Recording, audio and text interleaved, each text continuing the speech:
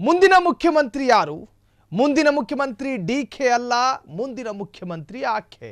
ಹಾಗಾದ್ರೆ ಆಕೆ ಯಾರು? ಮುಂದಿನ ಮುಖ್ಯಮಂತ್ರಿ ಲಕ್ಷ್ಮೀ ಹೆಬ್ಬಾಳ್ಕರ್, ಸ್ಫೋಟಕ ಭವಿಷ್ಯ ನುಡಿದ ಖ್ಯಾತ ಜ್ಯೋತಿಷಿ. ಹಾಗಾದ್ರೆ ಯಾರು ಆ ಖ್ಯಾತ ಜ್ಯೋತಿಷಿ?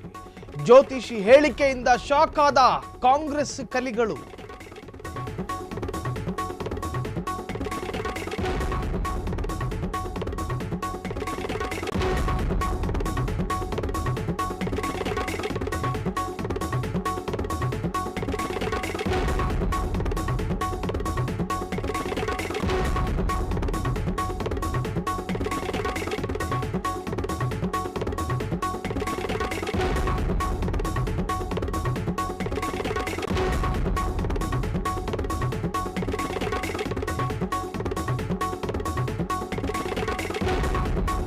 ರಾಜಕಾರಣಿಗಳು ಜ್ಯೋತಿಷ್ಯ ಶಾಸ್ತ್ರವನ್ನ ನಿರ್ಲಕ್ಷ್ಯ ಮಾಡೋದಿಲ್ಲ.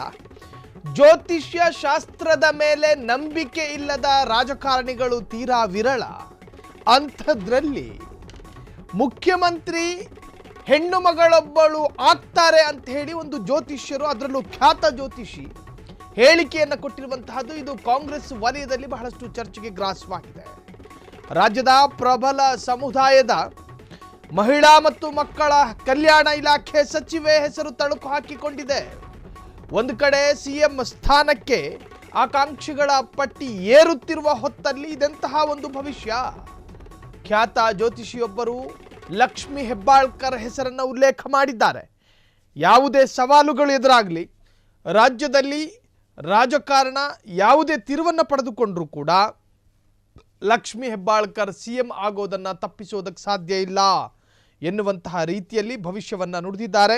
ಹಾಗಾದರೆ ಡಿಕೆ ಶಿವಕುಮಾರ್ ಅವರ ಕನಸಿಗೆ ಆಧ್ಯಾತ್ಮಿಕವಾದಂತಹ ಶಾಕ್ ಆಯ್ತಾ? ಇದು ಆಧ್ಯಾತ್ಮಿಕ ಶಾಕ್. ಇದು ಸ್ಫೋಟಕ ಭವಿಷ್ಯ ನುಡಿದ ಖ್ಯಾತ ಜ್ಯೋತಿಷಿ ಹೇಳಿಕೆಯಿಂದ ಶಾಕ್ ಆದ ಕಾಂಗ್ರೆಸ್ ನಾಯಕರು.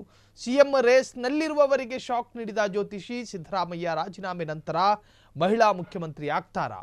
ಸಿಎಂ ಆಕಾಂಕ್ಷಿಯಾದ ಡಿಕೆ ಪರಂ ಸತೀಶ್ಗೆ ಶಾಕ್ ನೀಡಿದ ಜ್ಯೋತಿಷಿ ಕರ್ನಾಟಕದ ಖ್ಯಾತ ಜ್ಯೋತಿಷಿ ಪ್ರಶಾಂತ್ ಕಿಣಿ ಟ್ವೀಟ್ ಮಾಡಿದ್ದಾರೆ. ನೋಡಿ, ಕರ್ನಾಟಕದ ಇತಿಹಾಸದಲ್ಲಿ ಮಹಿಳಾ ಸಿಎಂ ಆಗೋದಿದ್ರೆ ಅದು ಲಕ್ಷ್ಮೀ ಹೆಬ್ಬಾಳ್ಕರ್ ಎನ್ನುವಂತಹ ಒಂದು ಹೇಳಿಕೆ, ಅದು ಕೂಡ ಖ್ಯಾತ ಜ್ಯೋತಿಷಿಯ ಬಾಯಿಂದ.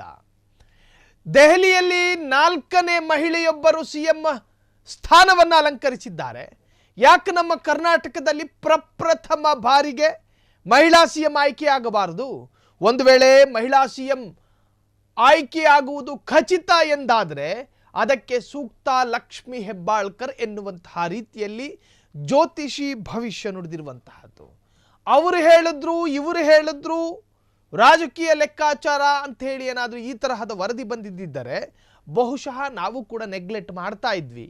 ಆದರೆ ಇದು ಹೇಳಿಕೆ ಕೊಟ್ಟಿರತಕ್ಕಂತಹದ್ದು ಅವರಿವರಲ್ಲ, ಇದು ಖ್ಯಾತ ಜ್ಯೋತಿಷಿಯೊಬ್ಬರು ಹೇಳಿಕೆಯನ್ನು ಕೊಟ್ಟಿರುವಂತಹದ್ದು. ಜ್ಯೋತಿಷ್ಯ ಶಾಸ್ತ್ರವನ್ನು ನಂಬದೇ ಇರುವವರು ಯಾರಿದ್ದಾರೆ ರಾಜಕಾರಣಿಗಳು? ಹೇಳಿ ನೋಡೋಣ. ಸಿಎಂ ಸಿದ್ದರಾಮಯ್ಯನವರು ಒಂದು ರೀತಿಯ ದೈವ ವಿಶ್ವಾಸವನ್ನು ತಳ್ಳಿ ಹಾಕ್ತಾರೆ. ದೈವ ವಿಶ್ವಾಸವೇ ಇಲ್ಲ ಅನ್ನುವಂತಹ ಅರ್ಥದಲ್ಲಿ ನಡೆದಾಡ್ತಾರೆ. ಆದರೂ ಕೂಡ ಅಪರೂಪಕ್ಕೆ ಎಲ್ಲೋ ಒಂದು ಕಡೆ ಪೂಜೆ ಗೀಜೆ ಮಾಡ್ಕೊಂಡು ಸುದ್ದಿ ಆಗ್ತಾರೆ. ಡಿಕೆ ಶಿವಕುಮಾರ್ ಕೂಡ ಜ್ಯೋತಿಷ್ಯ ಶಾಸ್ತ್ರವನ್ನು ನಂಬುವವರೇ. ಜೊತೆಗೆ ಪಂಚಮಸಾಲಿ ಲಿಂಗಾಯತ ಸಮುದಾಯದ ಅಗ್ರಗಣ್ಯ ನಾಯಕಿ ಲಕ್ಷ್ಮೀ ಹೆಬ್ಬಾಳ್ಕರಿಗೂ ಕೂಡ ಜ್ಯೋತಿಷ್ಯ ಶಾಸ್ತ್ರದ ಮೇಲೆ ಅಪಾರವಾದ ನಂಬಿಕೆಗಳಿದ್ದಾವೆ. ಬೇರೆ ಬೇರೆ ಅಭಿವೃದ್ಧಿ ಹೊಂದಿರತಕ್ಕಂತಹ ದೇಶದ ಪ್ರೆಸಿಡೆಂಟ್ಗಳು ಕೂಡ ಜ್ಯೋತಿಷ್ಯಗಳನ್ನು ನಂಬ್ತಾರೆ. ಜ್ಯೋತಿಷ್ಯ ಶಾಸ್ತ್ರವನ್ನು ನಂಬದೇ ಇರತಕ್ಕಂಥ ರಾಜಕಾರಣಿಗಳು ಬಹಳಷ್ಟು ಕಡಿಮೆ.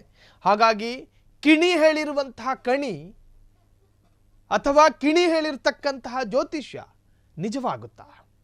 ಸಂಖ್ಯಾಶಾಸ್ತ್ರದ ಆಧಾರದ ಮೇಲೆ ಹೇಳಿದ್ರ ಈ ಜ್ಯೋತಿಷ್ಯ, ಅಥವಾ ಆಧ್ಯಾತ್ಮಿಕ ಲೆಕ್ಕಾಚಾರದ ಮಾನದಂಡದಲ್ಲಿ ಈ ಜ್ಯೋತಿಷ್ಯ ಅಥವಾ ಈ ಭವಿಷ್ಯವನ್ನು ಹೇಳಿದ್ರ? ಹಾಗಾದ್ರೆ ಲಕ್ಷ್ಮೀ ಹೆಬ್ಬಾಳ್ಕರಿಗೆ ಆ ತರಹದ ವರ್ಚಸ್ಸಿದೆಯಾ ಸಿಎಂ ಸ್ಥಾನದ ಮೇಲೆ? ಸಿಎಂ ಸ್ಥಾನವನ್ನು ಅಲಂಕರಿಸೋದಕ್ಕೆ? ಸಿಎಂ ಸ್ಥಾನಕ್ಕೆ ಯೋಗ್ಯವಾದ ನಾಯಕರಿಗೆ ಇಂತಹದ್ದೇ ಮಾನದಂಡ ಇರಬೇಕು ಅಂತೇನಿಲ್ಲ. 25 ವರ್ಷದ ಮೇಲ್ಪಟ್ಟ ಪ್ರಬುದ್ಧವಾದ ಯಾವುದೇ ಪ್ರಜೆಯೂ ಕೂಡ ಚುನಾಯಿತನಾಗಿ ಆಯ್ಕೆಯಾಗಬಹುದು ಸಿಎಂ ಸ್ಥಾನಕ್ಕೆ. ಹಾಗಾಗಿ ಲಕ್ಷ್ಮೀ ಹೆಬ್ಬಾಳ್ಕರಿಗೆ ಕೊಟ್ಟರೆ ಅದರಲ್ಲಿ ತಪ್ಪೇನಿದೆ? ಎನ್ನುವಂತಹ ರೀತಿಯಲ್ಲಿ ಚರ್ಚೆಗಳು ಶುರುವಾಗಿದೆ. ಜ್ಯೋತಿಷಿ ಪ್ರಶಾಂತ್ ಕಿಣಿ ಟ್ವೀಟ್ ಮಾಡಿರ್ತಕ್ಕಂತಹದ್ದು ಶೀಘ್ರದಲ್ಲೇ ಸಿಎಂ ಸಿದ್ದು ರಾಜೀನಾಮೆ ಎಂದ ಜ್ಯೋತಿಷಿ ಸಿಎಂ ಸಿದ್ದರಾಮಯ್ಯರ ಮೇಲಿರ್ತಕ್ಕಂತಹ ಪ್ರಕರಣದಲ್ಲಿ ಅಥವಾ ಆ ಹಗರಣಕ್ಕೆ ಸಂಬಂಧಪಟ್ಟ ಹಾಗೆ ಸಿಎಂ ಸಿದ್ದರಾಮಯ್ಯರವರಿಗೆ ಮುನ್ನಡೆ ಇದೆ, ಅವರಿಗೆ ಯಾವುದೇ ತರಹದ ಹಿನ್ನಡೆ ಆಗಿಲ್ಲ. ಸೊ ರಾಜೀನಾಮೆ ಕೊಡುವಂಥ ಪ್ರಮೇಯಗಳು ಕೂಡ ಎದುರಾಗೋದಿಲ್ಲ. ಇನ್ನು ಪವರ್ ಶೇರಿಂಗ್ ಅಧಿಕಾರ ಹಂಚಿಕೆ ವಿಚಾರವೂ ಕೂಡ ಹೈಕಮಾಂಡ್ ನಾಯಕರು ಅದನ್ನು ಕೂಡ ತಿರುಚಿದ್ದಾರೆ. ಇಂತಹ ಸಂದರ್ಭದಲ್ಲಿ ಕಿಣಿ ಅವರ ಈ ಭವಿಷ್ಯ ನಿಜಕ್ಕೂ ಕೂಡ ಒಂದರ್ಥದಲ್ಲಿ ಚರ್ಚೆಗೆ ಗ್ರಾಸವಾಗಿರ್ತಕ್ಕಂತಹ ವಿಚಾರವಾಗಿದೆ.